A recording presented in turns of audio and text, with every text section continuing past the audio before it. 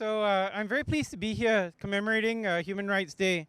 As many of you know, I was a founder member of Marua, but unfortunately I had to resign in September 2015 to contest the general election because apparently the Registrar of Societies does not want political party members to be members of human rights NGOs.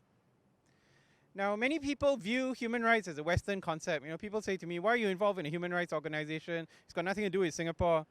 But the fact is, all of us are human. You know, it's not Westerners or Easterners or Northerners or Southerners. You and I as Singaporeans have the same rights as anyone else. As many of the other speakers I'm sure will remind you, and as Shitung has pointed out, 10 December 1948 was the day that the United Nations General Assembly adopted the Universal Declaration of Human Rights. On that day, 48 out of the 58 members of the UN voted in support of the resolution. There were 8 abstentions: Saudi Arabia, South Africa, and some of the Soviet Socialist republics. Soon after Singapore's independence, as you know, in 9th August 1965, the very next month, the Foreign Minister, Mr. Rajaratnam, wrote to the UN, and he said, "The independent and sovereign state of Singapore accepts the conditions contained in the UN Charter and solemnly undertakes to fulfill them." So we applied to join the UN way back in 1965. And the UN has long believed in the importance of human rights from a long, long time ago. So this is not some kind of new Western idea. It's something that was right there at the founding of Singapore, right in the very beginning. In fact, it dates even further back from that. Many of you know this. Mr. Lee Kuan Yew, when he was in opposition, declared in the Singapore Legislative Assembly on 27th of April 1955. He said, "But we either believe in democracy or we do not. If we do, then we must say categorically, without qualification, that no restraint from any democratic processes other than by the ordinary law of the land should be allowed. If you believe in democracy, you must believe it unconditionally. If you believe that men should be free, then they should have the right of free association, of free speech, of free publication. Then no law should permit these democratic processes to be set at naught." And that was Mr. Lee Kuan Yew speaking in April 1955. So Singapore leaders from across the political spectrum have clearly believed in the importance of human rights right from the beginning of our country's history. So you know, this UN Declaration of Human Rights, it began in December 1948. It's not legally binding, but it expresses a principle which has been enshrined in many of the UN conventions, in particular in 2 of them, the International Convention on Civil and Political Rights, or ICCPR, and the International Convention on Economic, Social and Cultural Rights. Unfortunately, Singapore has not signed on to those two conventions, but Singapore has signed on to a couple of other conventions, including CEDAW, which is the Convention Against Discrimination Against Women. Hopefully, we'll sign on to these conventions, and then these can become the law of the land, so we can appeal to them if our rights are compromised. Now, going back to the UN Declaration on Human Rights, again, this was put together by a team led by Eleanor Roosevelt, who was the wife of President Franklin Roosevelt. And among its philosophical leaders were Charles Malik of Lebanon and Chan Peng-chun of China. Both argued that human rights were universal and they had deep roots in Islamic and Chinese philosophy, long predating Western ideas such as the Magna Carta. As you heard from Shitung, Article 1 of the Declaration reads, "All human beings are born free and equal in dignity and rights. They are endowed with reason and conscience and should act towards one another in a spirit of brotherhood," and today we'd add in sisterhood. And the document goes on to proclaim the importance of the basic rights.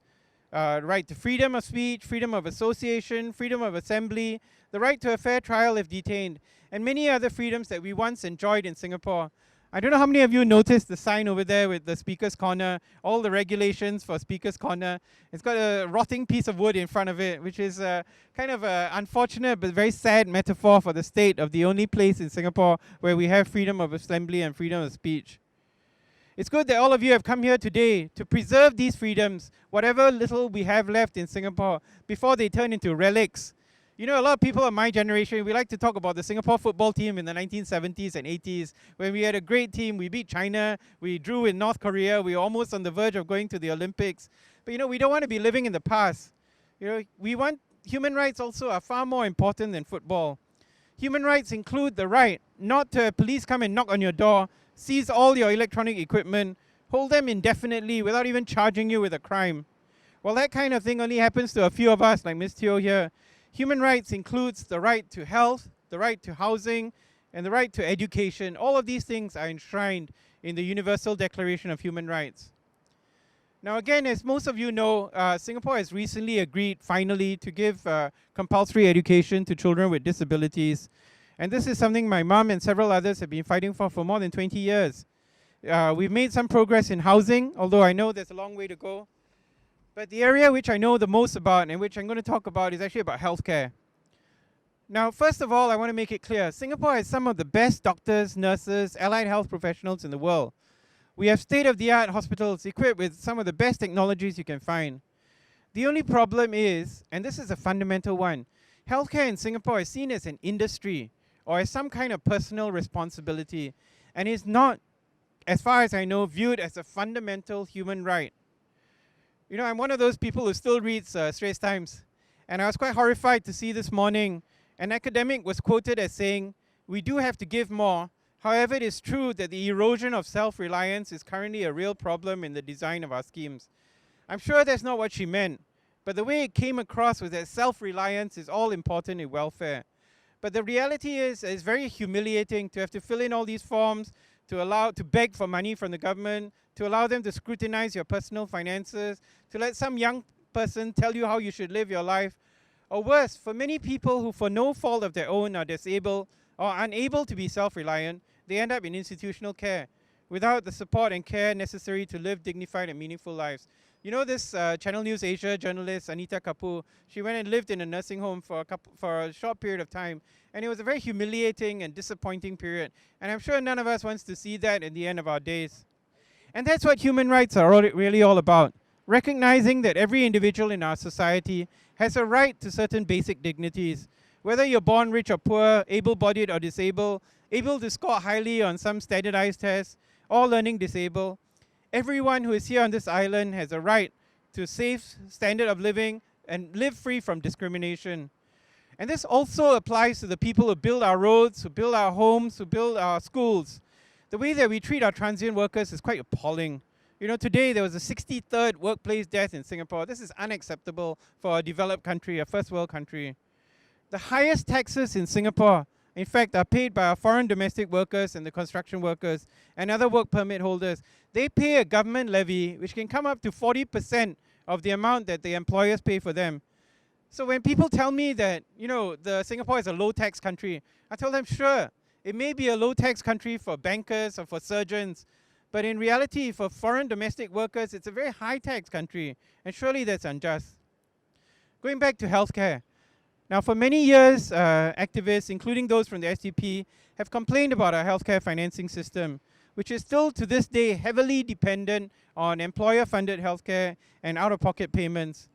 The very famous 3M system, MediSave, MediShield, and MediFund, now it's MediShield Life, accounts for less than 1/5 of total health expenditure.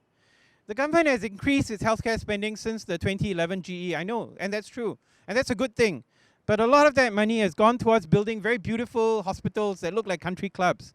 In fact, they built Ng Teng Fong Hospital, they're going to build Sengkang Hospital, next in line is Woodlands Hospital.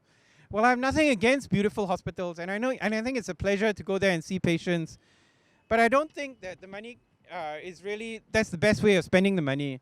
In fact, the sector that's really under-resourced in Singapore is primary care. Primary care is the kind of care that your GP provides, the GP in the clinic at the bottom of your block of flats. And they are the people who provide good and cheap and accessible healthcare for 80% of the population of Singapore. But they are significantly constrained by the prices they have to pay to wholesalers for drugs, to overheads, including the rentals to the HDB and other landowners. So they have to pass some of these costs on to the patients. They're also limited in the subsidies which they're entitled to because the government doesn't seem to be able to trust the GPs. So they put caps on it and they limit them to a certain cap on the amount that they can get subsidies for chronic illness management in Singapore. So what has this got to do with human rights? Okay, is it just GPs complaining? But the reality is that primary medical care is a good example of how attention to human rights for the elderly or for the sick is a good way of showing how the whole of society is affected. I'll give you an example. Okay, you take high blood pressure, for example. If the government does not provide free care for high blood pressure, You know, this is something that we know. Medical students go around the low-income areas all the time conducting health screening. And what they find is a lot of people don't know they have high blood pressure, or if they know they have high blood pressure, they're not being adequately treated. And the reason is because many of them are daily rated cleaners or laborers. They don't have the time to go to the polyclinic during the office hour period. And then they go to the GPs and they find the cost expensive. Many GPs treat a lot of these elderly people for free. They waive their consultation charges, but they still have to pay for medication. So the result of which is a lot of these people have untreated high blood pressure. And what happens when you have untreated high blood pressure? You end up getting a stroke. And this is where the government comes in. Finally, when you had a stroke, the MediShield Life kicks in. There's some deductibles and co-payments, but the bulk of your bill will be covered by Medical Shield Life. But to my mind, that's too late. See, why not spend the money preventing this kind of thing from happening instead of waiting until a disaster takes place? Anyone who has a friend or relative who has a stroke knows it's a terrible thing. Many of my friends tell me the worst thing in the world is getting a stroke. You know, because you have continuing care, you're dependent on people to help you to eat, to move around. It's very humiliating. Families often have no choice and have to seek institutional care in some nursing home. And a lot of this, in many cases, could be avoided by just simply recognizing the right of all Singaporeans and people in Singapore to good, basic, free healthcare, to ensure that they stay healthy and do not end up with complications of conditions which are easy to treat. So what I'm talking about, though, is not charity. You see, I'm not talking about, you know, we feel bad about poor people or marginalized people, so we give them charity. And in fact, as some of you know, the reason why I got into politics and activism is because I'm an infectious disease doctor. And as an infectious disease doctor, I look after people with HIV. And 10 years ago, there were no subsidies at all for patients living with HIV. A lot of them used to have to go to Thailand to buy their drugs because the drugs were simply too expensive to get over here. But all of that changed. 2008, MediFund was made available for HIV drugs. In recent years, they've got the Medication Assistance Fund. So if you pass the means test, you get access to subsidized drugs. But that is a form of charity. Okay, it's called MediFund. It's an endowment fund. It's an assistance fund. So it's not your basic right, see. These drugs are all on the WHO's essential drugs list, but none of them on Singapore's standard drugs list. And the same is true for many cancer drugs. Don't get me wrong. There are dozens of Singaporeans who have benefited from these subsidies, but they're benefiting as a form of charity. So they feel that, oh, the government is being so kind and giving them all these things. They don't see it as a basic right, as a citizen of a developed country. And I think that's wrong. Singapore seems to be taking 2 steps forward and 3 steps back. After GE 2011, there were some positive steps with more social spending. But on the other hand, there was a tighter crackdown on bloggers, on online media. And it seems like what happened was the government seemed to be keen on stealing the ideas of social activists, which is not really a bad thing. But you know, if they turn around and start making life difficult for the activists, then that is a bad thing. In fact, this is the largest crowd, I think, that we've had in Hong Lim since 2014. And that's pretty good. I know that, yes, well done, Zihan.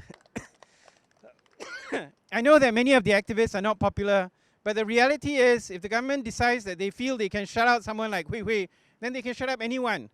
So the point is, that's the point about human rights, you see, is that all of us have got the right to be seen, to be heard, to go where we want to go, and to say what we want to say. There are many changes in this region in the world. You know that Korea yesterday impeached their president. The US has elected Donald Trump. The Philippines president is coming here on the 14th. This day, 10th of December, is celebrated all over the world. And I believe that no matter how small a group we are, as long as there are people who believe in human rights, who are willing to stand up and be counted, that things will change for the better. We will eventually live in a better and more just world, as long as there are people like you who are here standing up, willing to be counted, and speaking up for the marginalized. So thank you all. Happy Human Rights Day. Thank you very much.